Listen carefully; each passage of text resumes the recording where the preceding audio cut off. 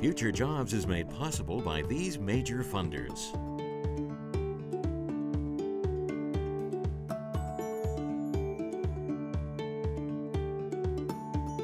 And these generous supporters.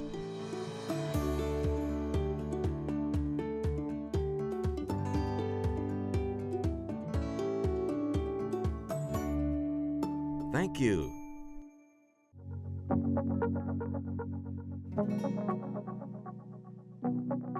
Find what you want to do, take that skill and master it. It's never too early to think about your future and the careers that are all around us.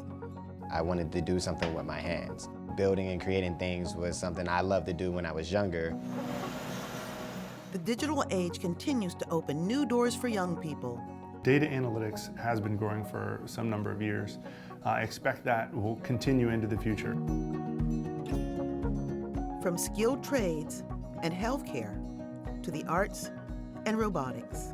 So I think it's a very exciting time for robotics because we don't really know where it's going next. So what are the trending jobs? And how do you get them?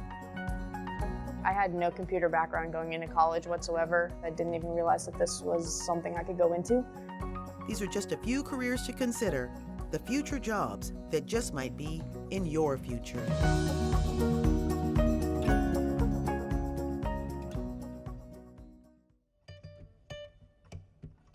I went into welding because it's not going anywhere. We have industrialized our entire society and we're only going to continue to build.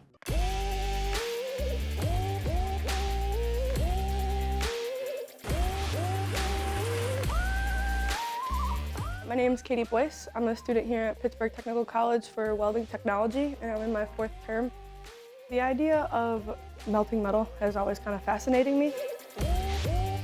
As a welding student coming into a trade school, the main things that you're going to learn, I would say, would be basically just the fundamentals of a weld. I mean, that's where the foundation is, that's your stepping stone and your start. As far as the industry goes, as long as you learn those stepping stones and you work hard, you can go out and make $100,000 a year. This country relies on metal for a little bit of everything. The workforce in welding is aging. We need a younger generation to fill those spots. In the Pittsburgh region, I would say it's booming. There's industry everywhere. I talk to employers all the time and they're beating our door down for welders.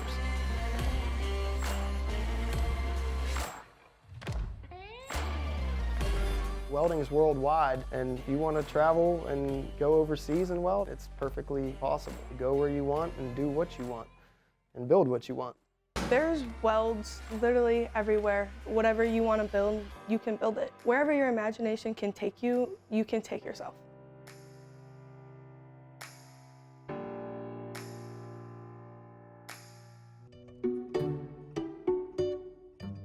Art is more accessible than you think it is. It's not very necessary to have a degree in the arts because art itself is very subjective. There are animation programs that are accessible and free. I work as a game programmer for Digital Dream Labs. My primary job is to program the gameplay, the UI implementation, create shaders and various visual effects for the game.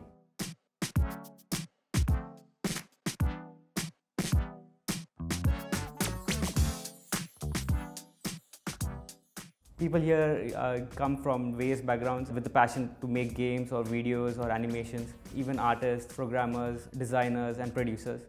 I animate for all character assets, or almost all of them, for the game. My interest in art has always been with me. I've always been interested in comic books and later on animation. I think that it's one of the most effective ways to do storytelling in our culture right now. The team comes together and then everyone brings some ideas to the table, like what is the character, what are the basic actions of the game and the basic goals. And once we all are excited about one idea, that's when we take it to the next phase of the prototype. We talk together and plan out what character design do we like best. From there on, we would make spreadsheets of each of their movement, how they would move. If I were to wave my hand, it's very simple, here and here. And then I would just have to fill out everything in between. And that's what usually animation is. So nowadays programming is widely used in everything, not just games. When it comes to working as an animator, there are different ways that you can work.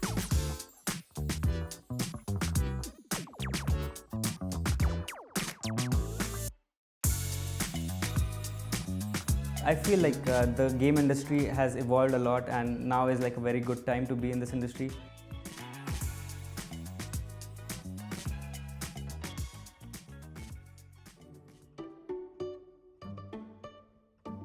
There is basically no cost to anyone that comes into our program.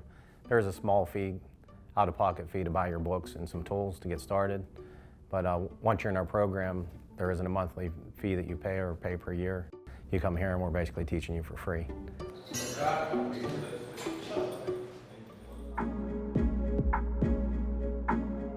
Basically, an ironworker is someone who you may not have noticed every day when you're driving down the road, but we erect all the structural steel that you see out on the bridges, highways, that concrete that all the stadium seating is in, office buildings, all the windows that go up on the outside of these skyscrapers.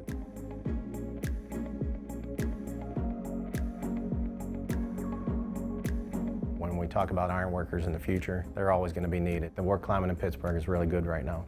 The truth is most ironworkers do the job because of what they're building. Most of our training is hands-on, so we try to do about 40% theory and about 60% hands-on. Two of the most important things that we look for in ironworkers are work ethic and their attendance. We have apprentices from 18 to 61 with all very diverse backgrounds, males, females. The opportunity is here for anyone that wants to get into our trade. I drive into downtown Pittsburgh. I could see a lot of structures that I worked on personally. It's a pretty proud feeling to say that you were part of that.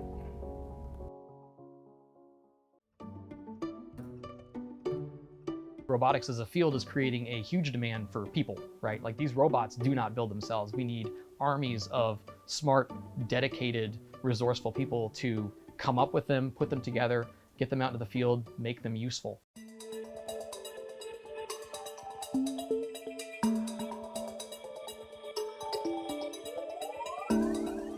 Robotics is a very broad technology with a lot of parts. To me, it's making the next generation of tools for people.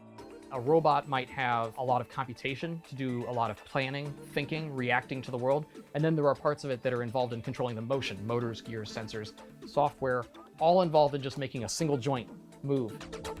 Here at HEBI and in robotics in general, there's a wide range of requirements for what we need to be able to make all this work. People that have spent years and years in school at the leading edge of their field, and we have people that are straight out of high school.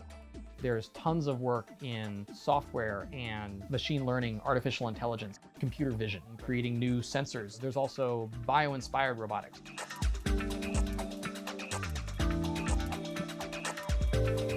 It is a growing field. We're competing with Silicon Valley because all these people are here in Pittsburgh and competing for the same talent that we are in terms of developers, researchers, engineers. We're looking for people that have amazing attention to detail and are really lifelong learners. Whether you're writing software or whether you're actually physically assembling modules, we need people that can learn as things are changing because they're evolving rapidly. No matter what your interest is, don't be afraid to just dive into the details, take something apart. Learning how to do that is, I think, really how you get the bug for learning.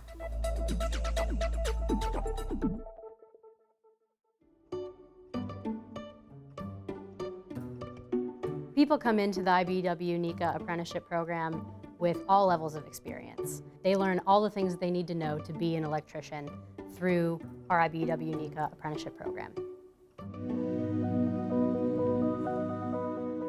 Our electricians work on everything from high voltage systems to building automation systems, electrical vehicle charging stations, industrial facilities like the Shell Cracker Plant, Heinz Field, and the David L. Lawrence Convention Center. There's a really high demand for electricians right now.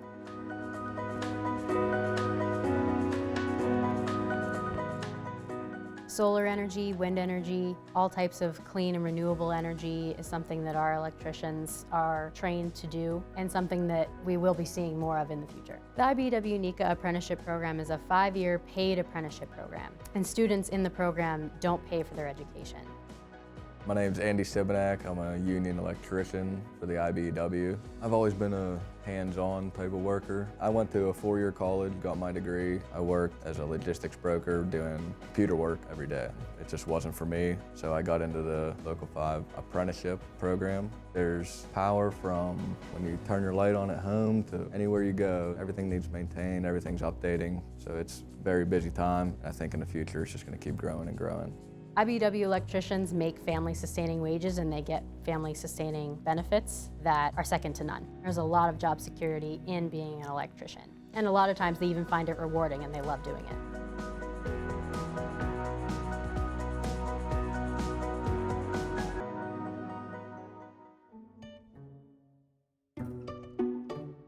There are going to be about 30,000 jobs available in this sector in the next 5 to 10 years. So low to medium skill manufacturing jobs, anywhere from entry-level manufacturing jobs to engineers.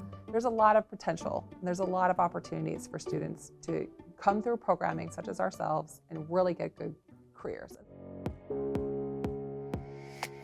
We are a workforce development initiative, and we are really tailored towards connecting people with jobs in advanced manufacturing. So we do machining classes, CNC programming and operations, and we do a CAD/CAM class.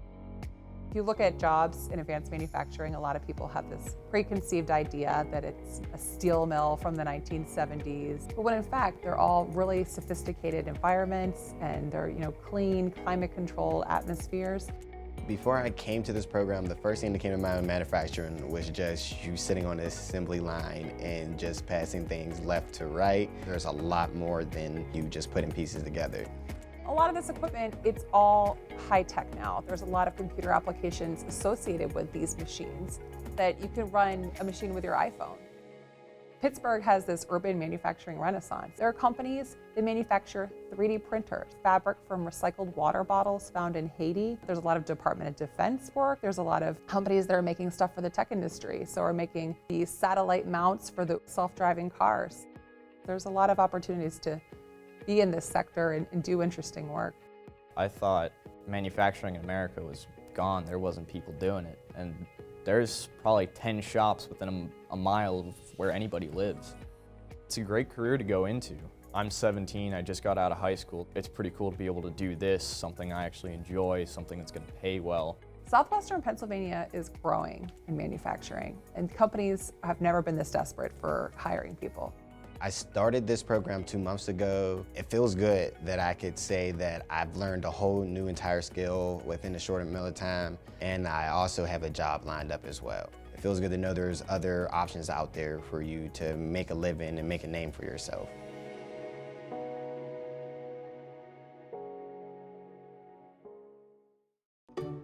In terms of other positions within the FBI, you don't necessarily need a master's degree, but a computer background certainly will help. And one of the things that helps with that was the STEM program: science, technology, engineering, and mathematics.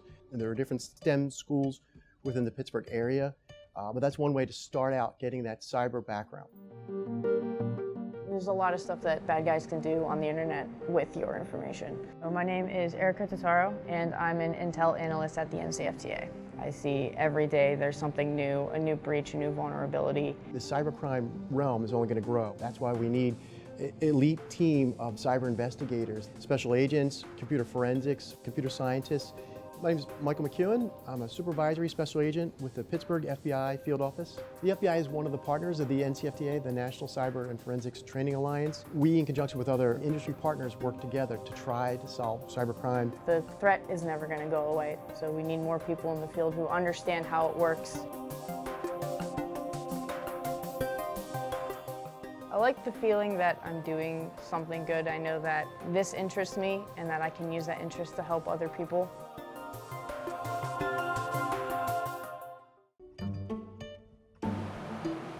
So at SSPC, we have a wide range of different training courses and certifications. So there is a career pathway for people in the industry that want to become blasters or painters.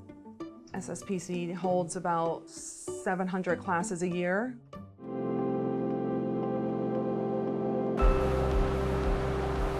Protective coating is something that's going to protect the substrate from corrosion. And if you're talking about what is a substrate, that's a steel or concrete industrial structure. There are coating systems where they applied the coating to a bridge or to a water tank years ago, and that system starts to fail because of salt and degradation to the coating. So the process to apply a coating starts with the surface preparation of the structure. The role of a blaster is to ensure that the surface is clean. You then start applying an industrial grade type of coating. Commonly, the person that might want to get into this line of work would be someone who likes to work with their hands. So someone that isn't going to want to sit behind a desk 40 hours a week.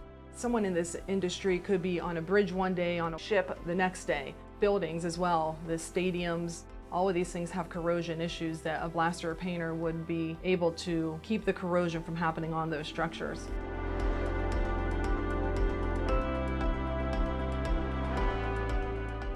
There are competitive wages out there that are equal to four-year degrees that you might get.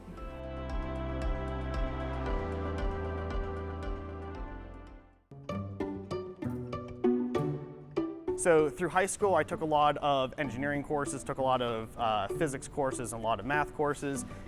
With associate's degrees, you can pretty much be a technician on the machines or a designer. Engineers will get more into the heavy mathematical equations on how to properly make these machines efficient. My name is Max Sings. I'm an electrical designer here at the X1 company. Additive manufacturing is the technology where you add layers upon layers of material to form a three-dimensional part.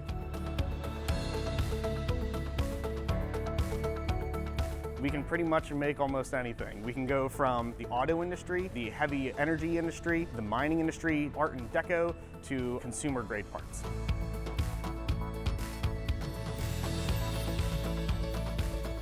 What this technology allows you to do is make more complex, more efficient printed parts. We always say, oh no, you could never print that, and we give it a shot and we're like, oh wow, it's a new capability that this machine has never had.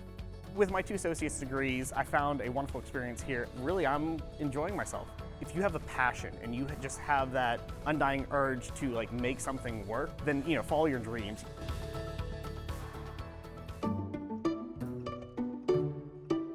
One of the nice things about my current role is we have 5 or 6 or 7 jobs we're over each year, and everyone's different.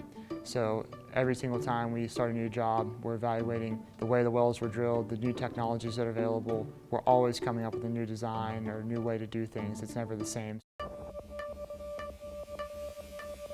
My name is David Phillips. I'm a completions engineer at CNX Resources.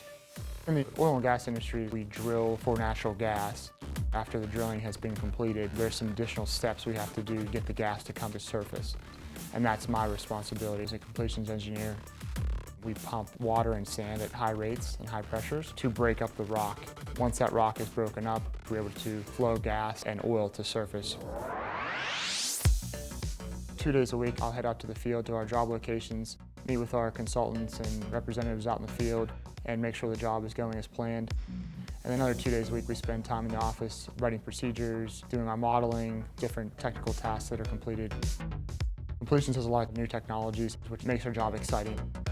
Things like Evolution, which is a new fracturing technology that we use. It's electric instead of diesel, so it's much more clean. It's quieter, less noise, less truck traffic, much more environmentally friendly. The majority of the people who hold my position as a completions engineer would study petroleum and natural gas engineering in college. The oil and gas industry is a global industry, and there's opportunities all over the world. Within the United States, it is a more limited market where you can work, but there is a lot of opportunities within the country. I would recommend this job to a lot of people. It's a very fast-paced job. It keeps you engaged. Never a boring day when you come to the office.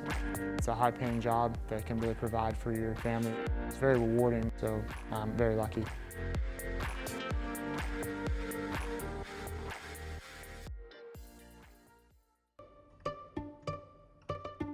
I think that data has the opportunity to create access to information and tools and learning that historically either maybe only a small group of people had access to or just wasn't available. Data has a bright future.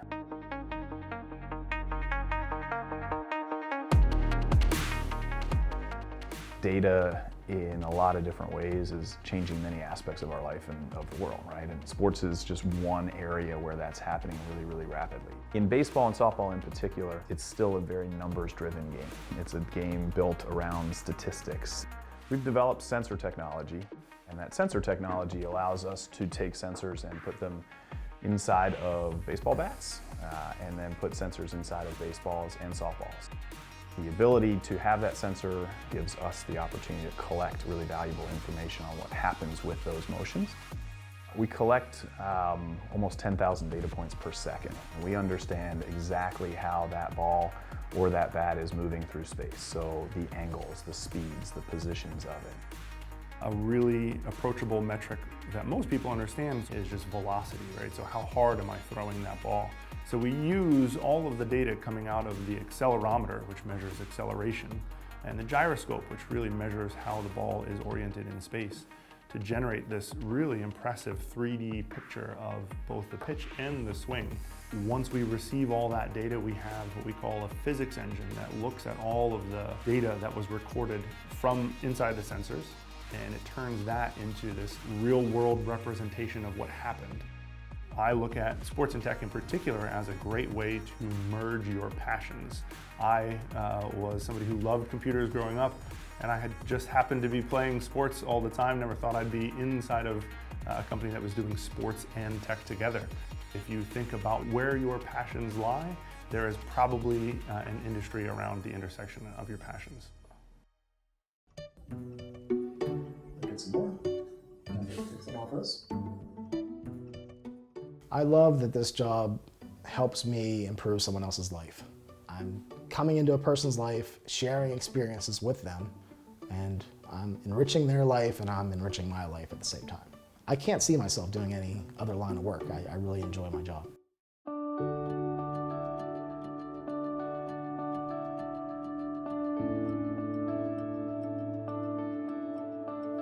Passive Event Memorial Homes Family of Services is a human services organization.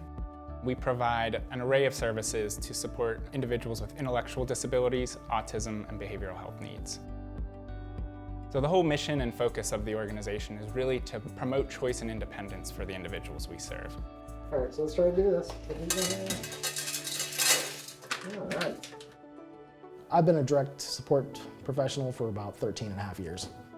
I'm basically there to do whatever they need, whatever will help them get more like enrichment out of their lives. In a general house, like a routine, you get them up, get them breakfast going. If they have a job, they have to be on time for. Someone has to be there for these people because they have a hard time doing things that we take for granted.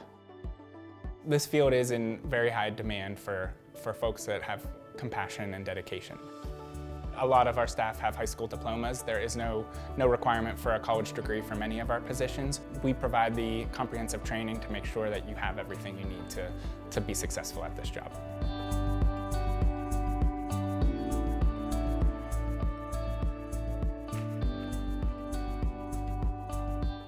I really enjoy going to work.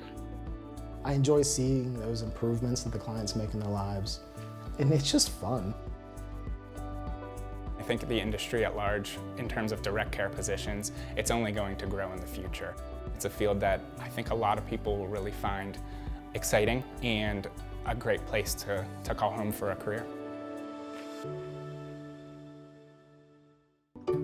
Part of what we do as physical therapists, we wear many hats and can work in many different places in a multitude of areas, which is exciting for me and my colleagues. How do you feel? From shoulder pain to back pain to folks who are having difficulty walking, the differences are vast and why we might be seeing someone here for physical therapy. My name is Jackie Barnes and I'm a rehabilitation aide. We help the clinic to run smoothly, bring patients back, take vitals, get them on things like the bike or get them heat or ice. A rehabilitation aide is someone who is interested in healthcare, someone who is good with people, as well as someone who enjoys exercise and movement.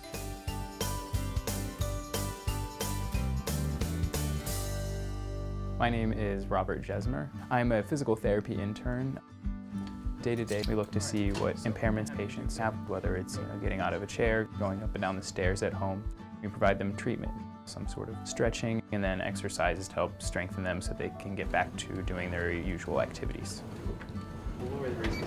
My favorite part of my job is getting to know patients, make a connection with them, and then being able to help them achieve their goals. And I see that smile on their face when they're like, hey, I was able to get back to playing golf over the weekend, or I was able to play with my grandchildren. This is a great career opportunity if you're someone who likes science and who likes to be active. You don't want to be sitting behind a desk for too long.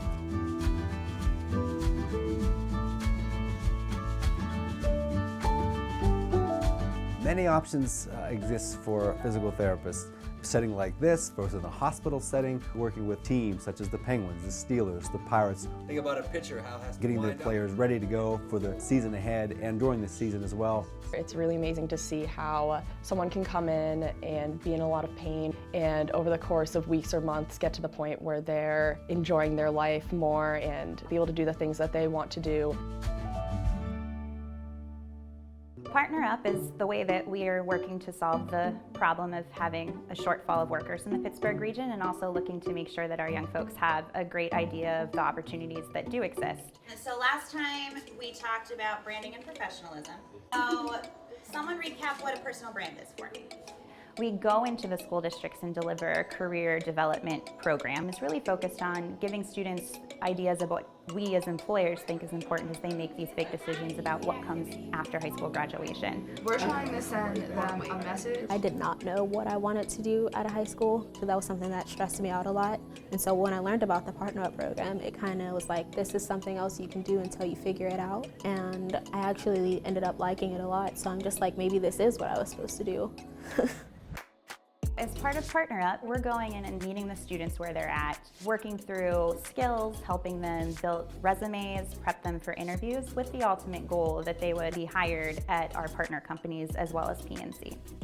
PNC has a host of entry-level jobs. Some of our other employer partners have roles as nursing assistant or nursing support, roles where you're setting up cable and internet for large providers in the area, as well as in-store support for some of our utility companies and even large local grocers here in the Pittsburgh region.